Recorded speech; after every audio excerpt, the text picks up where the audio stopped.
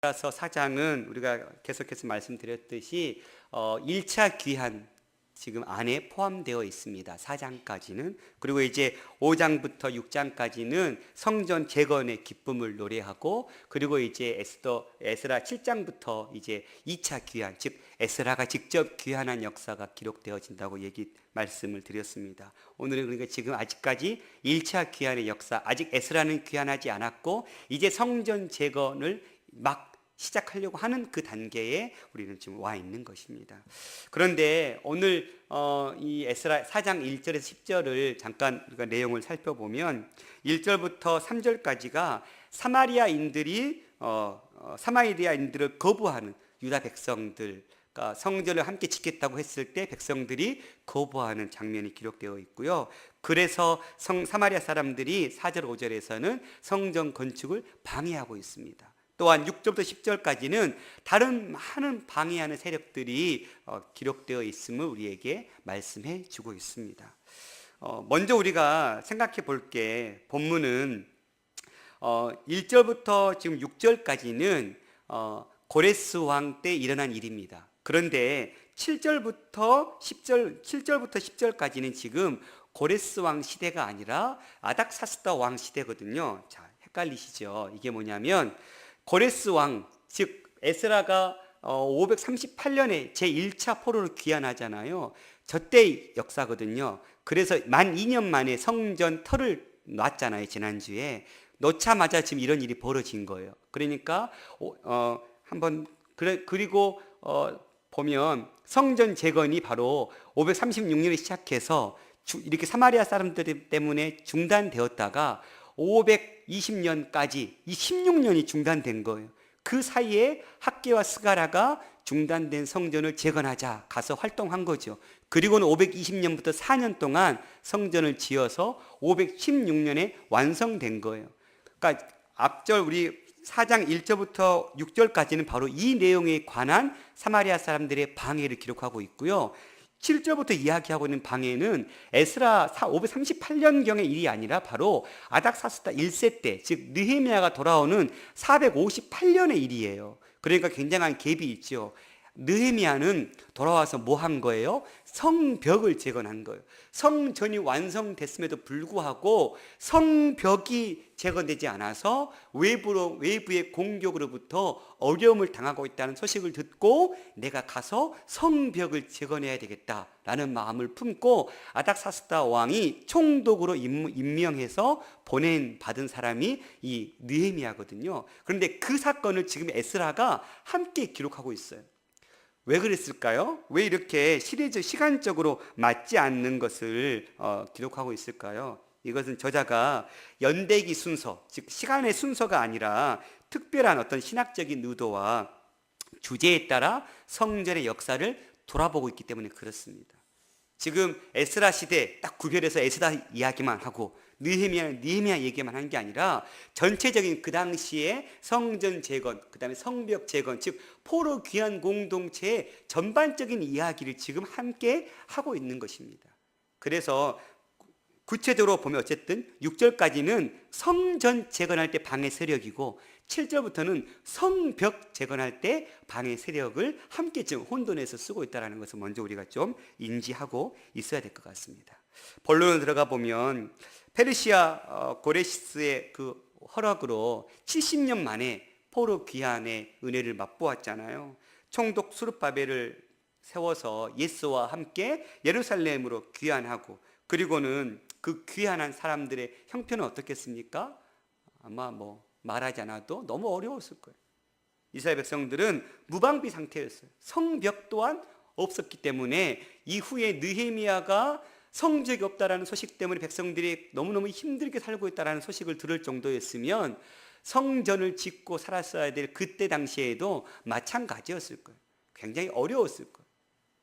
그러면 우리가 귀환해서 가장 먼저 삶을 안정화시키려면 군대를 세우고 그 다음에 어떤 방어막을 세우는 게 우선순위일 것 같은데, 지난주에 봤듯이 가장 먼저 했던 게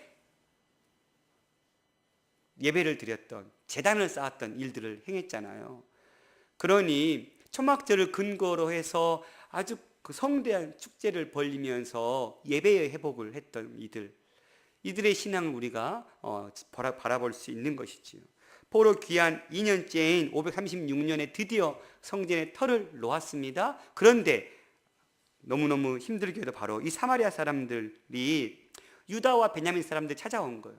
왜 유다와 베냐민이라고 기록했겠어요? 포로 귀환 공동체는 지금 유다 공동체만이, 즉 다윗의 혈통으로 이어지고 있는 유다 백성들만이 진정한 예수 그리스도의 혈통임을 이야기하고 싶은 거예요.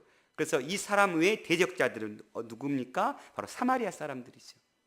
이 사마리아 사람들은 북이스라엘이 아수르에 의해서 722년에 멸망할 때 그 아수르의 왕이 바로 사마리아 사람들의 유력한 자들을 다른 지역으로 보내버리고 그 지역에 아람 사람과 메소포타미아 사람들을 가다가 심어놓은 거예요. 그러니까 여기는 지금 남아있는 자들과 외부에서 온 이방인들이 함께 섞여 살면서 혼합 민족이 되어버린 것이죠.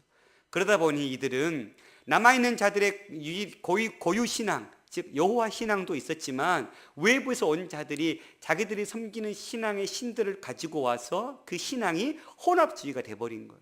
여호와도 섬기면서 바알도 섬기고 아세라도 섬기고 몰렉도 섬기고 여러 가지 신들을 섬기는 혼합주의 신앙이 되어버린 거예요.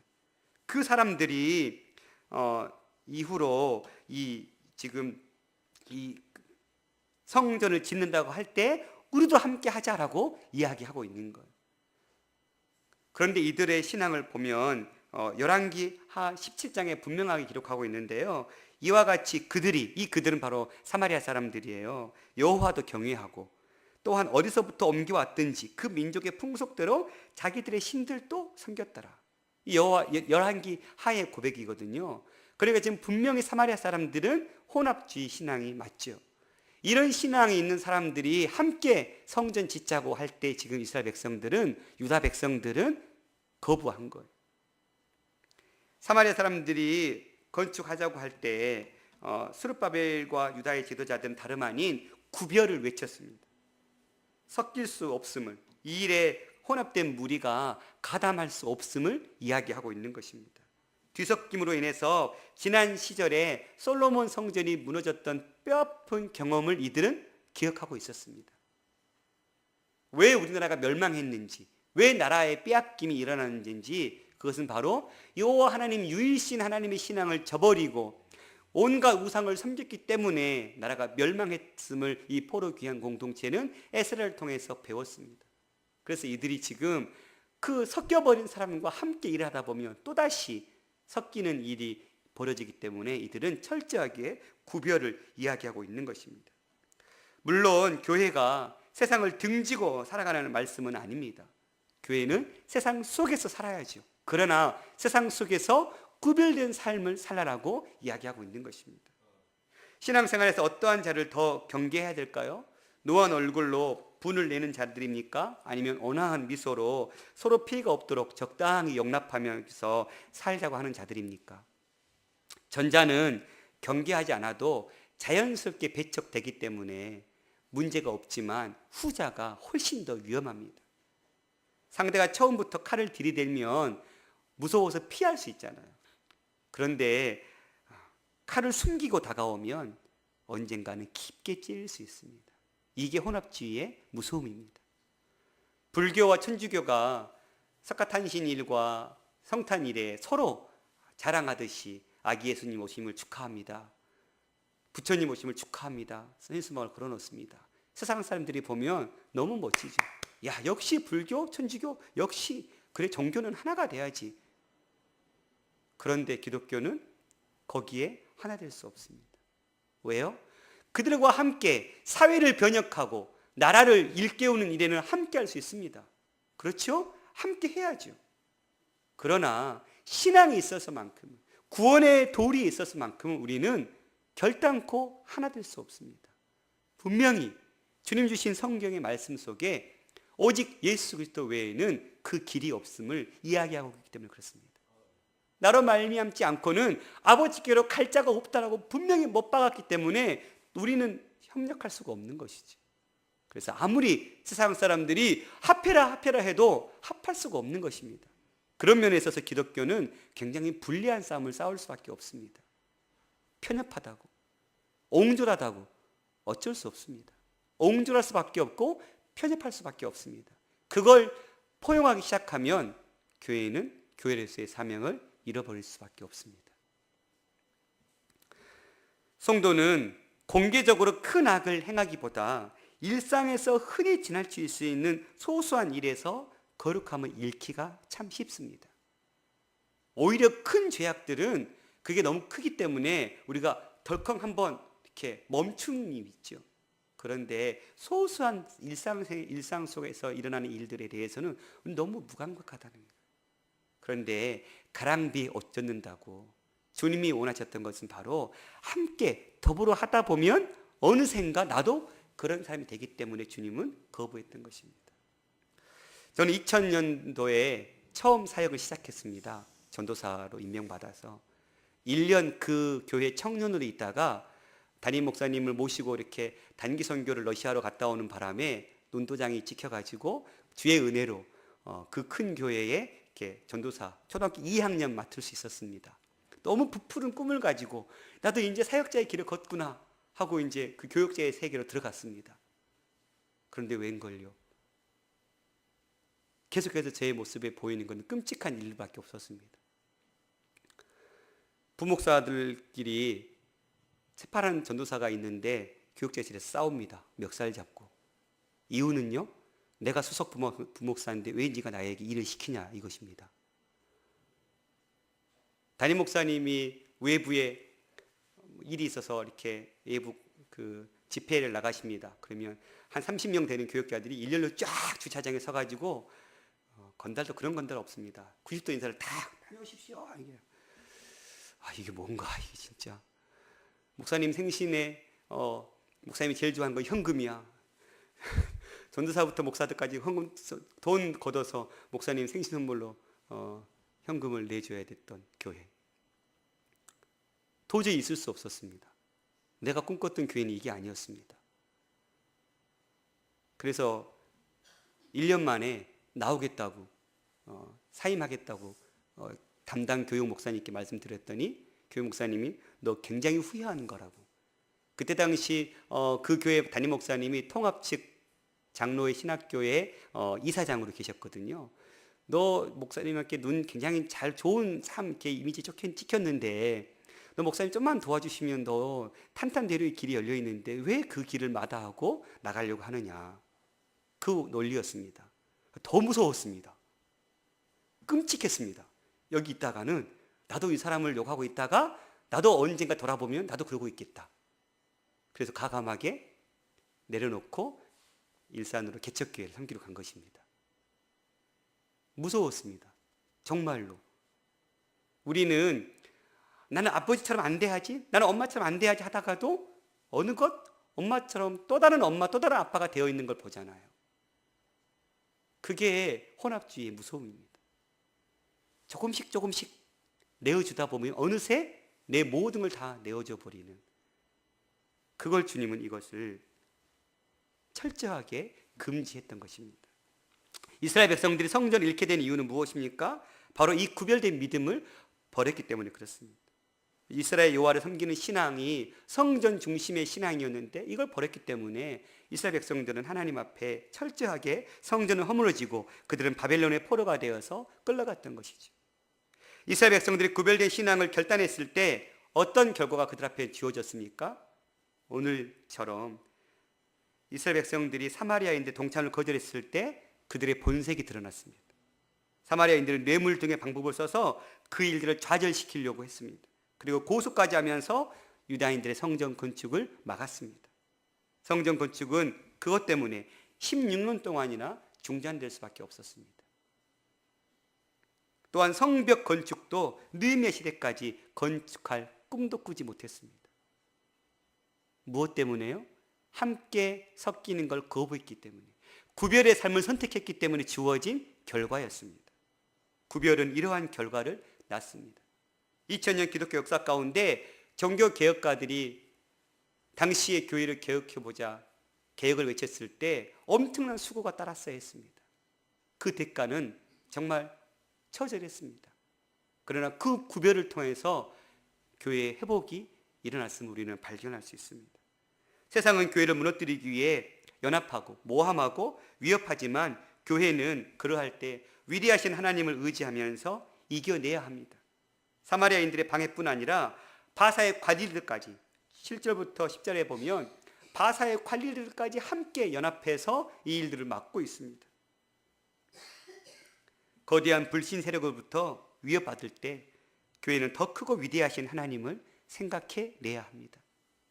성도들의 삶을 절망으로 내모는 것은 무엇입니까? 우리를 괴롭히는 대적의 공격이나 삶의 어려움입니까? 아닙니다. 오히려 물론 그 삶의 어려움이나 곤고함이 우리를 무너뜨릴 수 있죠. 그러나 더 큰 무너뜨림은 바로 그 순간에 하나님을 보지 못한다는 것입니다. 하나님을 바라보지 못한 신앙이 결국은 우리의 삶을 무너뜨린다는 사실입니다. 모든 것을 주관하시고 다스리시는 하나님을 바라보지 않기 때문에 삶의 절망을 맛볼 수밖에 없는 것입니다. 하나님을 대적한 자들이 아담이 죄를 범한 이후로 더 많아졌고 노아 이후에도 계속해서 이루어져 가고 있음을 우리는 기억해야 됩니다. 악은 끝날 수 없습니다. 오히려 더 악해질 뿐이죠. 그 악한 세상 속에서 우리가 해야 될 것은 바로 구별을 선택하는 것입니다. 이스라엘 백성들이 사마리아인들과 손을 잡고 일을 했더라면 성전 건축은 훨씬 수월하게 끝냈을 것입니다. 그렇겠죠? 이 좋은 일에 너도 함께 한다고? 그래, 힘 좀 보태봐. 사마리아 사람들도 성전을 위한 물질을 내고 또 여러 가지 영역의 일들을 도울 때면 훨씬 성전 건축은 쉽게 끝마칠 수 있었을 것입니다. 우리는 세상 속에 구별을 선택하지 않고 적당히 섞여 살면서 이렇게 하면 너도 좋고 나도 좋아를 외치지만 그러나 그거에 대한 결론은 마지막에 가면 다름이 있음을 우리는 발견할 수 있죠. 당장에는 그것이 좋아 보이고 선해 보이고 당장에는 그 함께함이 좋은 결실을 맺은 것처럼 보이지만 그것은 포장만 요란스러운 선물일 뿐입니다. 내용은 아무런 영향이 없는 그런 쓰레기와 방불한 것이라면 우리가 알 수 있죠. 성경은 우리에게 구별됨을 많은 예를 통해서 보여주고 있습니다. 노아 시대 물로서 세상을 심판했던 하나님의 계획은 하나님의 사람과 세상의 딸들이 결혼함을 통해서 뒤섞임의 결과로 하나님의 심판이 주어진 것이지요. 율법에서는 이렇게 얘기합니다. 두 종자를 섞어 뿌리지 말라. 또 소와 나귀를 결의하여 함께 묶어서 갈지 말라. 섞어 짠 것을 입지 말라. 이렇게 옷이나 소와 나귀 문제까지도 하나님은 왜 이야기하신 것입니까? 이러한 샘플들을 통해서 이런 삶의 모습들을 통해서 지금 하나님은 눈에 보이는 교육을 시켜주는 것. 정말 섞어 짠 옷이 나빠서가 아니라 그만큼 섞이는 것이 좋지 않음을 주님은 눈을 통해서 보여주고 있는 것입니다. 나귀와 소가 함께 밭을 간다고 무슨 일이 일어납니까? 아닙니다. 그러나 바로 우리가 이렇게 섞이면 안 되는구나를 지금 두 눈을 통해서 보여주고자 현장 교육시키신 것입니다. 왜 하나님은 이런 구별을 원하셨습니까? 이렇게 구별하지 않으면 더럽혀지기 때문에 그렇습니다. 우리가 세상 속에서 살되 구별을 선택하지 아니하면 어느새 나도 모르게 세상 사람과 똑같은 사고방식 속에서 살아가고 있음을 발견하기 때문에 주님은 그것을 보시고 막으신 것입니다. 왜 가나안 7 족속을 어린아이, 남녀노소를 불문하고 짐승들까지도 죽이라고 했습니까? 살려두면 그들과 함께 섞어서 살기가 눈에 뻔히 보이셨기 때문에 하나님은 무자비하게 보일 정도로 모든 사람을 다 죽이라고 했습니다. 물론 그 죽이게 하셨던 이유는 400년 동안 기다렸던 가나안 땅에 죄악이 관영할 때까지 이스라엘 백성은 400년 동안 애굽에서 노예로서의 삶을 살면서 기다리신 거죠. 결국은 그 기다림 속에서 가나안 사람들은 심판받을 수밖에 없는 죄악이 관영했고 그 심판의 도구로 이스라엘 백성을 사용하신 것입니다. 하나님 사랑이 없어서 자기 사람 심어 놓으려고 무조건 죄가 없는 사람을 죽이신 것이 아니라 기다리시다가 결국은 심판 외에는 길이 없어서 심판의 도구로 이스라엘 백성을 사용하신 것입니다. 그러면서 주님은 철저히 멸하라고 남겨두면 뻔히 섞여서 살면서 죄악을 범할 것이기 때문에 여전히 하나님의 미리 내다보심을 통해서 백성들은 철저하게 그것을 보여주는 삶을 살았습니다. 여호수아 시대에 전쟁하다 지치니까 우리 그냥 대충 하다 살자. 사사시대 400년의 세월이 어떻습니까? 끔찍했습니다. 섞여 산 결과였습니다. 어느덧 그들의 신앙을 본받았고 그들의 삶의 태도를 받아들였습니다. 그래서 그에 대한 심판으로 하나님께서 여러 블레셋이나 미디안 사람들을 통해서 또 치실 때 그들의 죄를 용서해달라고 얘기할 때 주님은 사사들을 통해서 건져내 주신 것입니다. 그런데 사사가 또 죽으면 또다시 섞여버린 죄악은 관영했습니다. 너무너무 하나님은 철저하게 이스라엘 백성들은 이 하나님의 염려를 그대로 반영해 보여주었습니다. 이것은 당시 성경 시대만의 이야기가 아닙니다. 지금 우리의 이야기입니다. 우리가 이 땅에 살면서 구별을 선택하지 아니하며 세상 사람들과 똑같이 삶의 원리를 가지고 살아간다면 우리는 세상 사람들에게 선한 영향을 끼칠 수 없습니다. 마치 이삭이 자기가 판 우물에 판권을 놓고 자기가 팠으니 정당하게 권리를 주장할 수 있음에도 불구하고 양보해버리고 그것을 기꺼이 내어주는 삶을 살 때 그 백성들이 결국은 너의 삶에 여호와 하나님이 함께 하심을 우리는 보았다. 그러니 너와 내가 언약을 맺자. 이렇게 찾아온 것이죠. 우리가 구별된 삶을 살 때 세상 사람들은 정말 유별나다고, 정말 너는 왜 그러냐고, 왜 다른 크리스찬들은 안 그러는데 왜 너는 그렇게 유별나게 사냐고 할지 모르나, 그러나 결국 그 삶이 지속되다 보면 결국 그 사람들은 두 손 두 발 다 될 때가 올 것입니다. 내가 너를 그렇게 흠집 잡고 그렇게 비아냥거렸는데 너의 삶이 맞았다 라고 이야기할 때가 올 것입니다. 그러니 우리는 구별된 삶을 선택하며 우리 각자의 삶 속에서 하나님의 향기를 드러내야 합니다. 성전을 재건한다는 것은 오늘날 우리에겐 건물이 아니라 바로 성령의 전이 되어 있는 우리의 몸을 다시금 산제사로 드리는 삶을 이야기하고 있습니다. 사랑하는 성도 여러분, 경건의 모양만이 아니라 경건의 능력을 우리의 생활 속에서 담아내는 거룩한 산제사의 삶이 나타날 수 있기를 소망합니다. 그것은 우리의 삶이 세상과 완전히 구별되는 삶입니다. 그렇지 않고 우리가 전한 복음은 값싼 은혜로 전락될 수밖에 없습니다. 우리가 진정으로 구별된 삶을 살 때 그 은혜의 값어치는 올라갈 것입니다. 세상 사람들이 똑같이 괜찮다고 이야기하면서 그 죄악들을 덮고 살아갈 때 우리는 아니다라고, 하나님 말씀에 그것은 죄라고 얘기하면서 구별된 삶을 살아갈 수 있기를. 그래서 정말 저와 여러분의 삶을 통해서, 그 구별된 삶을 통해서 하나님의 영광 받으시고, 그 구별된 삶을 통해서 믿지 않은 자들이 결국은 하나님이 함께 하시는 은혜를 발견함을 통해서 그들이 하나님 앞에 돌아오는 일에 쓰임받는 저와 여러분의 삶이 될 수 있기를 간절히 소망합니다. 기도하겠습니다. 살아계신